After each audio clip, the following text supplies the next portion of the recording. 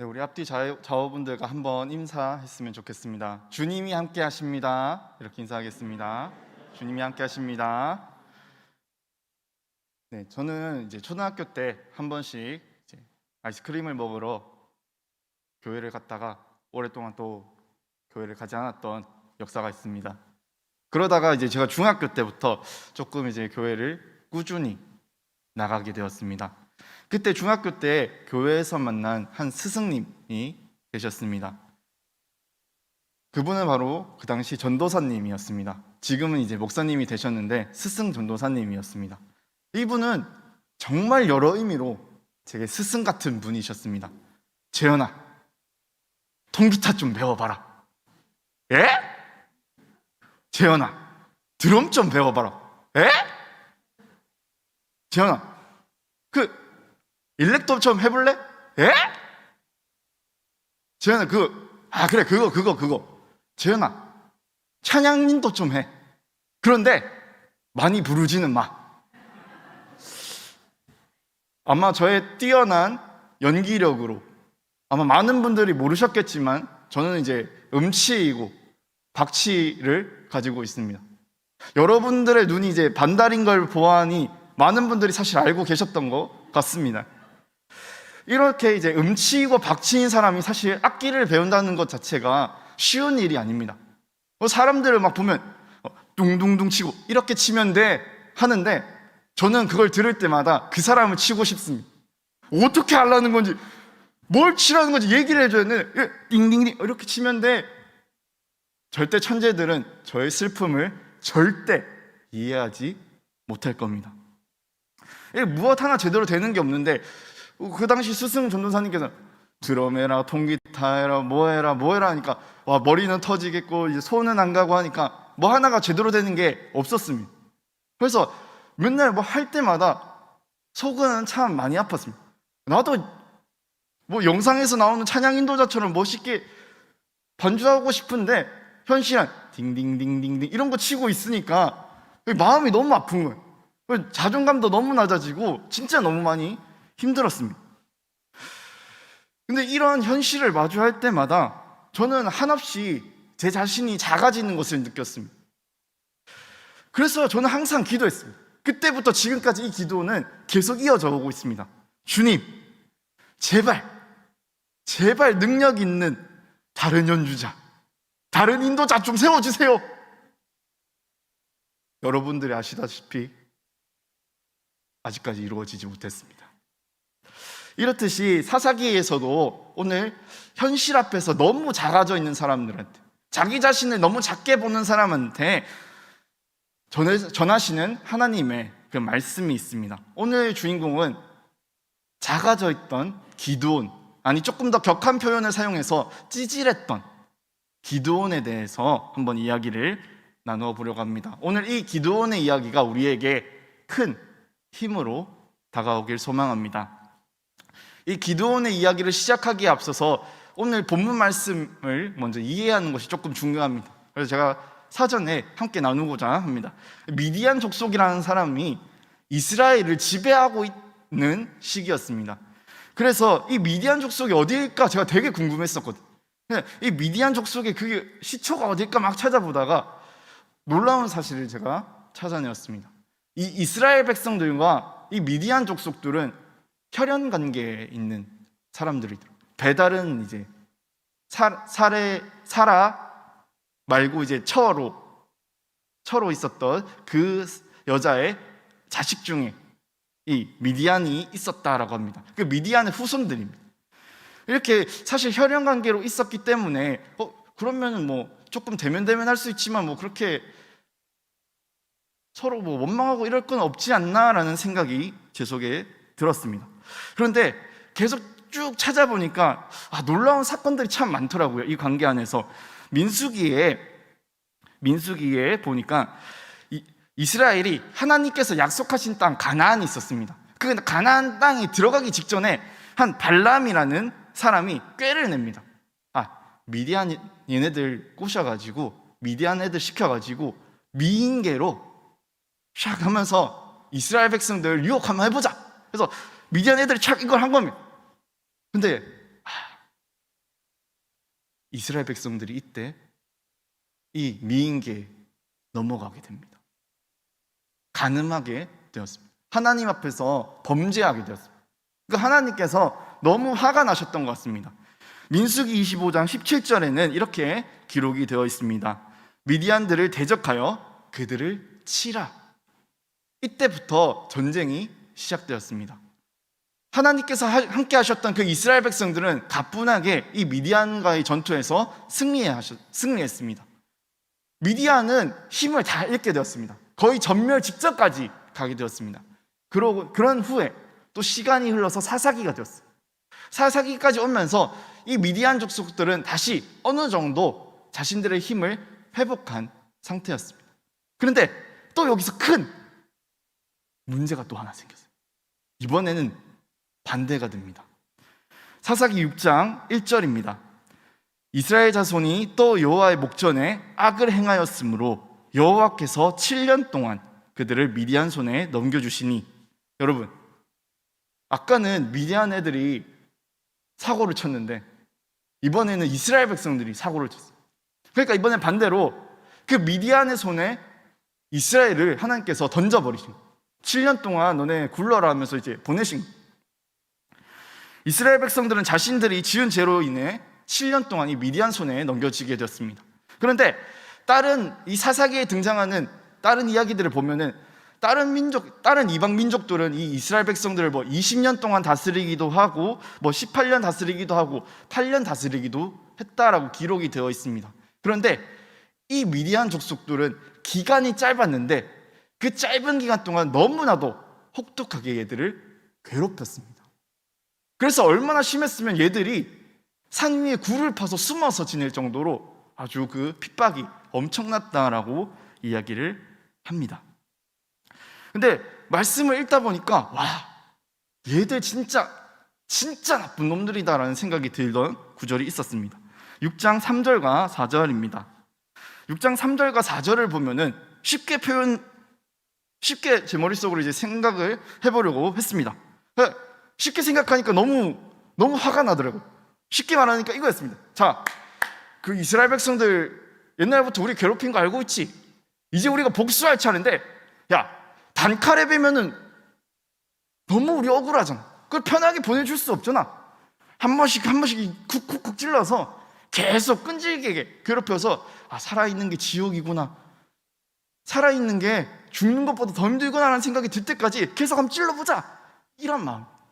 그래서 얘들이 이스라엘 백성들 그냥 한 번씩 쿡쿡 찌르다가 계속 놔두다가 우리가 얘들 추수할 때 그때 한번 덮치자.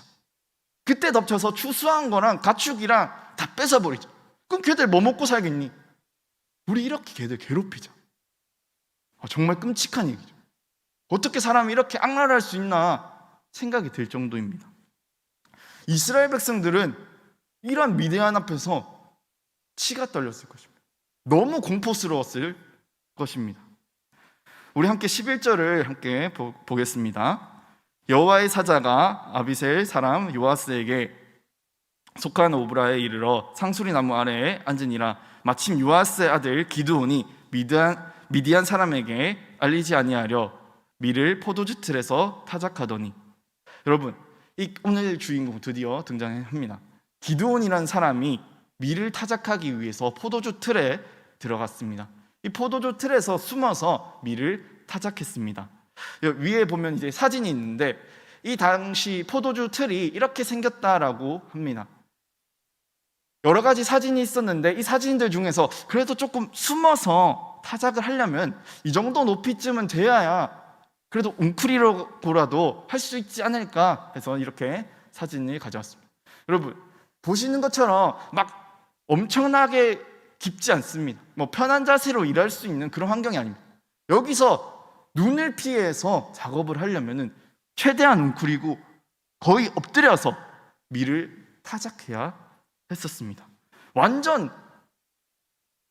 겁이 많아서 무서워서 쥐뿔도 없어서 이렇게 비굴하게 밀을 타작하고 있었던 그 순간이었습니다. 그때 천사가 나타납니다.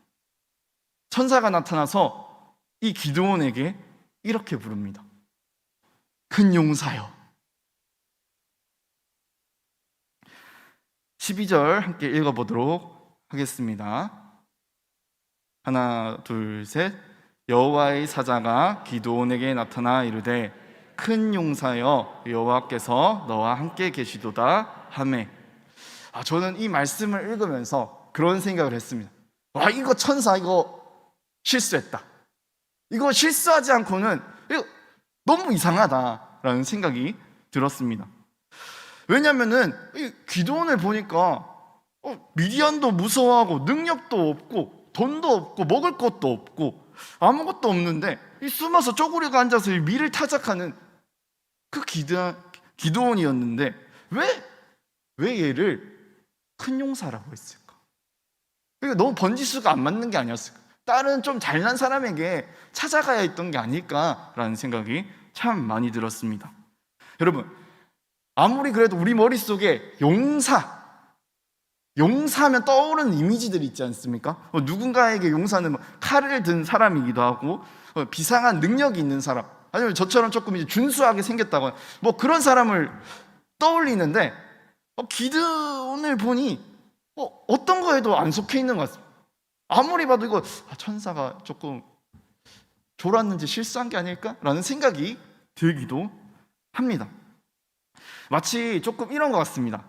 지극히 우리 일상을 한번 생각해 보면 될 것 같습니다. 지극히 평범한 한 사람, 특별하지도 않은 정말 평범한 한 날에 평소같이 일을 하고 집에 들어와서 밥을 먹고 샤워하고 손톱 정리해야지 하면 딱딱딱딱, 발톱 정리해야지 딱딱 하고 있는데 그 타이밍에 천사가 딱 나타나. 큰 용사여. 에? 에? 정말 당황스럽고 참 웃긴 순간이 아닐까요? 저는 여기서 계속 고민했습니다. 이거 아무리 봐도 이거 상황으로 보나 뭐로 보나 너무 웃기고 이거 아닌 것 같은데 라는 생각이 들었습니다. 그래서 계속 고민하다가 그래, 이 기드온에게 그러면은 믿음이라도 있지 않았을까? 믿음이 있어서 큰 용사라고 한 거 아닐까? 하고 이제 말씀을 계속 봤습니다. 13절을 제가 한번 읽어보도록 하겠습니다. 기드온이 그에게 대답하되 오 나의 주여 여호와께서 우리와 함께 계시면 어찌하여 이 모든 일이 우리에게 일어났나이까? 또 우리의 조상들이 일찍이 우리에게 이르기를 여호와께서 우리를 애굽에서 올라오게 하신 것이 아니냐 한 그 모든 이적이 어디 있나이까? 이제 여호와께서 우리를 버리사 미디안 손에 우리를 넘겨주셨나이다 하니. 기드온이 천사에게 따지는 겁니다. 그 천사 와보소. 아니 들어보라니까. 아니 하나님 나 버렸다니까. 하나님 나 버렸으니까 이 미디안 사람들 손에 나 넘긴 거 아니에요? 더 이상 우리한테 없으니까, 우리와 함께 하지 않으니까 이렇게 넘긴 거 아니에요? 함께 하시면 우리가 지금 왜 이렇게 아파하고 힘들어하고 우린 왜 이렇게 작아져 있는데요? 하나님 함께 하시지 않아서 우리를 버리셨기 때문에 그런 거 아닙니까? 하고 천사한테 따집니다. 아무리 봐도 이 모습을 보면 볼수록 그렇구나, 기드온에게는 믿음조차 없었구나 라는 것을 우리는 생각해 볼 수 있습니다. 그렇다면 대체 왜, 어떤 부분 때문에 천사는 이 찌질한 능력 없는 기드온을 큰 용사라고 부르게 되었을까요? 저희 다시 12절을 함께 보도록 하겠습니다. 큰 용사여 여호와께서 너와 함께 계시도다 하매. 그렇습니다, 여러분. 사실 이 기드온에게는 어떠한 특별한 능력도 믿음도 없었습니다. 하지만 그럼에도 불구하고 그가 큰 용사일 수 있었던 이유, 그가 큰 용사라고 불릴 수 있었던 이유는 여호와께서 함께 하시기 때문입니다. 우리는 사실 때때로 때때로 이 사실을 잊을 때가 많습니다. 저도 그랬습니다. 제가 고등학교 2학년 때 중고등부 회장과 찬양팀 인도를 맡은 적이 있습니다. 이 중고등부 회장과 찬양팀 인도를 학생이 둘 다 맡는다는 것이 정말 너무 쉽지도 않은 일이었습니다. 너무너무 사실 힘든 일이었습니다. 이런 이제 힘듦이 계속되다가 하루는 마치 슬럼프가 오듯이 지치게 된 하루가 있었습니다. 마음의 상처를 받게 된 하루가 있었던 것 같습니다. 마음의 상처가 너무 큰 상처였는지 하나님께 한번 기도했던 것 같습니다. 하나님, 일 열심히 했잖아요. 근데 너무 힘들어요. 사람들 다 내 마음 같지 않고 힘들기 너무, 어이구, 저 몇 달만 쉬다 오겠습니다. 그리고 이제 교회에 있던 제 모든 악기와 짐을 다 싸서 택시를 불러서 저희 집으로 가게 됩니다. 그렇게 저는 고등학교에 올라가고 처음으로 교회를 가지 않게 되었습니다. 주위에 참 많은 전화가 왔지만 저는 휴대폰을 한번 꺼보았습니다. 세상이 평안했습니다. 사람들과 다툴 일도 없고 속 시끄러울 일 없고 뭐 일하지 않아도 되고 너무 편하더라고요. 그렇게 시간이 흘러갔습니다. 오후가 됐어요. 오후가 됐는데 가족들이 갑자기 뒷산에 가자고 합니다. 뒷산으로 산책을 가자고.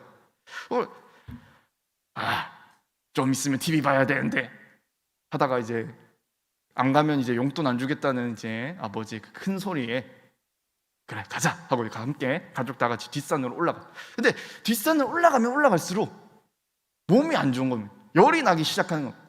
그래서 몸이 너무 안 좋다. 나 먼저 가서 쉬고 있겠다. 이렇게 이야기하고 한 걸음 한 걸음 다시 되돌아가서 내려가기 시작했습니다. 그게 한참을 걸었나요?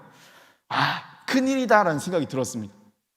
제가 그 뒷산에 처음 갔습니다. 길을 잃었습니다. 진땀이 났어요. 이거 어떡하지? 하다가 제 왼쪽에 철조망이 있었거든요. 그래, 이 철조망이 끝이 북한은 아닐 거 아니야. 여기는 포항이니까 북한 아닐, 내려가지겠지. 철조망 계속 만지면서 한 걸음 한 걸음 계속 갔어. 절벽 끝이 나오더라고요. 날이 어두워지더라고요. 제 오른쪽에는 묘지가 있더라고요. 정말 무서웠어요. 큰일 났다. 잘못 왔나 보다. 이번엔 철조망 반대로 되돌아가 봐야겠다. 다시 붙잡고 가려는 순간 한 생물체가 튀어나옵니다. 꽥 소리를 내면서 뭐가 튀어나와요. 흔히 말하는 멧돼지라는 친구였어요. 소리만 들어도 약간 아찔하시죠?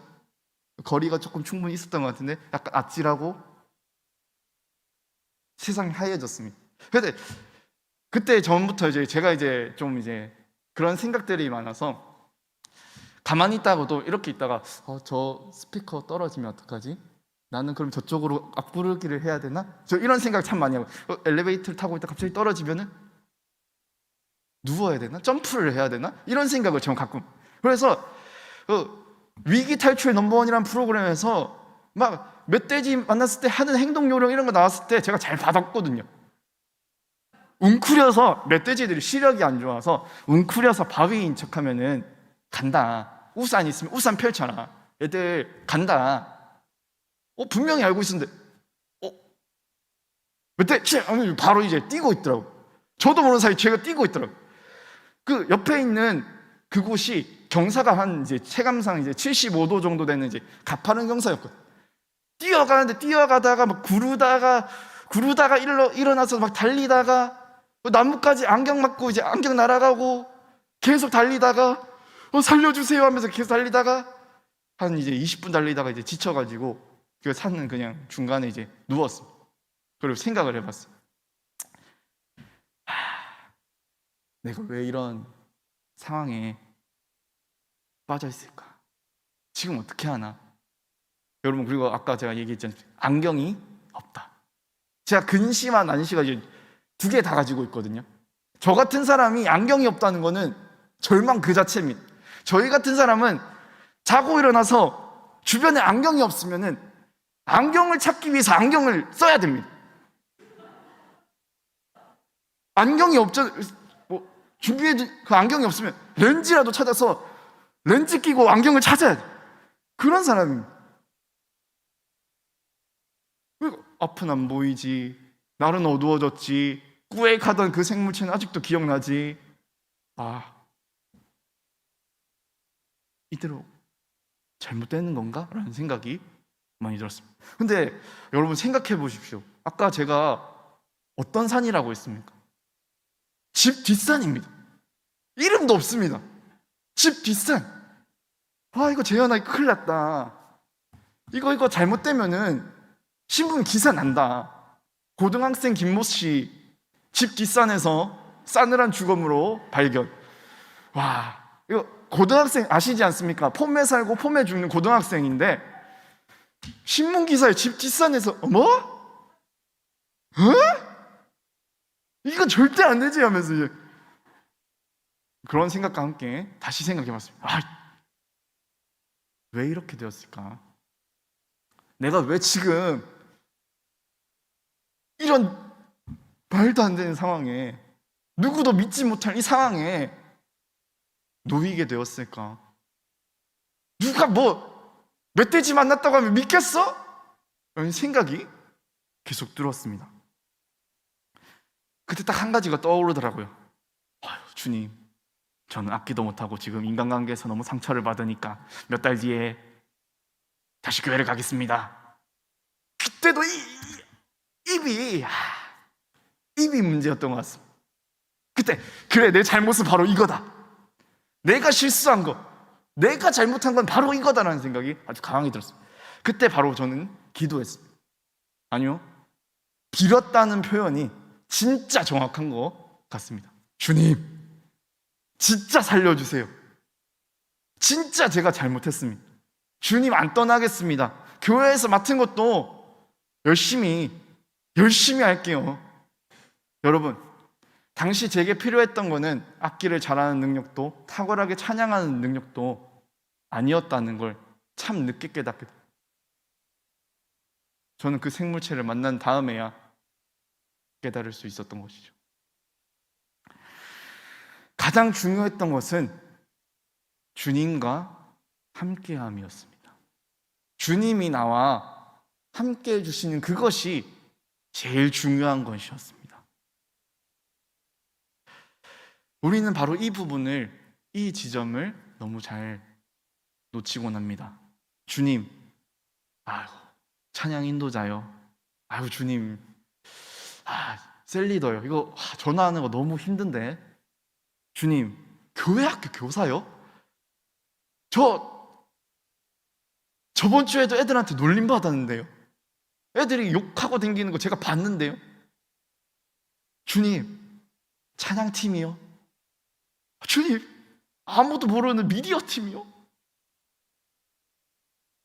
주님, 저는 그런 능력 없습니다. 저는 사람도 못 만나고요, 음악적 능력도 없고 말도 못하고 애들이랑 눈높이 맞출 줄도 모릅니다. 제 능력으로는 불가능합니다. 여러분, 기드온의 모습이 지금 제가 말한 모습과 똑같았습니다. 기드온은 자신의 민족이 처했던 그 상황을 그냥 받아들일 수밖에 없는 사람.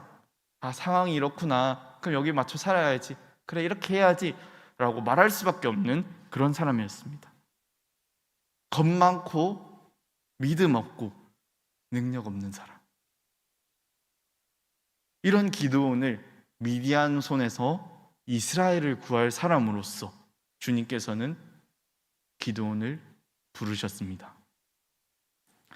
그런데 기드온은 계속 그 사실을 믿지 못했고 또 더 놀랐던 것 같습니다. 15절입니다.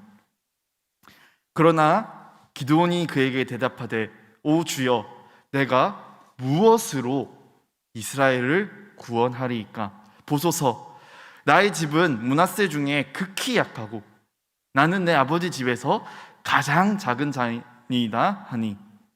여러분, 주님께서 기드온을 부르셨습니다. 그리고 택하셨습니다. 근데 기드온이 지금 이 말씀처럼 이렇게 대답하고 있는 겁니다. 아유, 주님, 저는 작은 집안 중에서도 진짜 작은 사람입니다. 가장 작은 사람입니다. 능력도 없고 제가 뭣도 없는데 제가 어떻게 이스라엘을 구하겠습니까? 저는 능력 없습니다. 이야기합니다. 여러분, 이 기도원이 참 답답하게 느껴지죠. 주님께서 부르셨으면 가면 될 텐데 너무 답답하게 느껴지는데, 한편으로 이 말씀이 너무 내 자신의 이야기처럼 느껴지더라고요.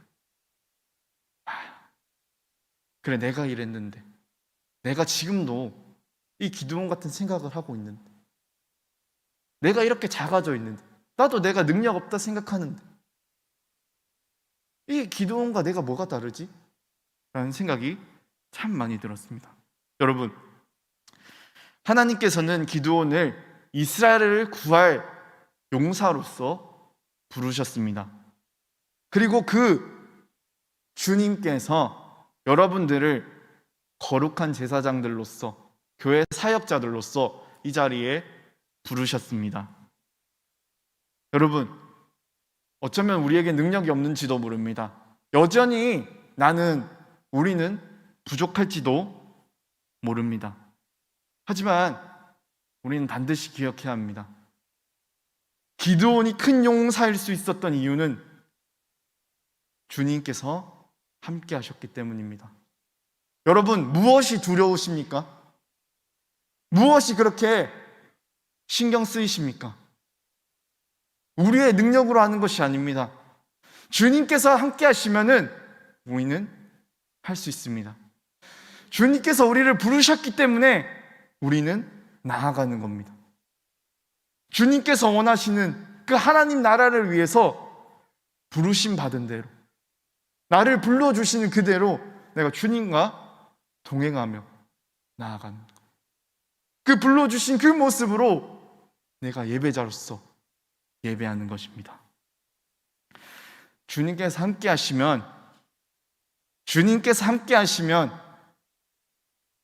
우리는 해나갈 수 있습니다.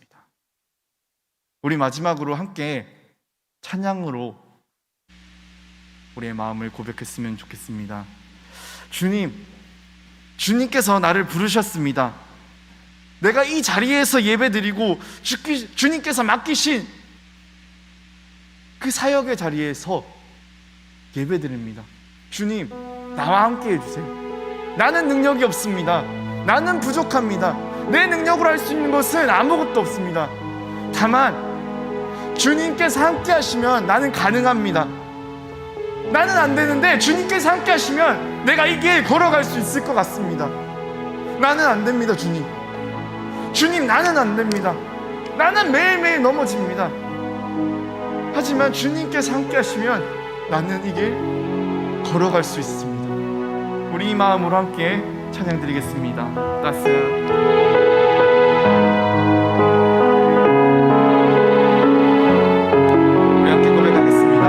따스한 성령님,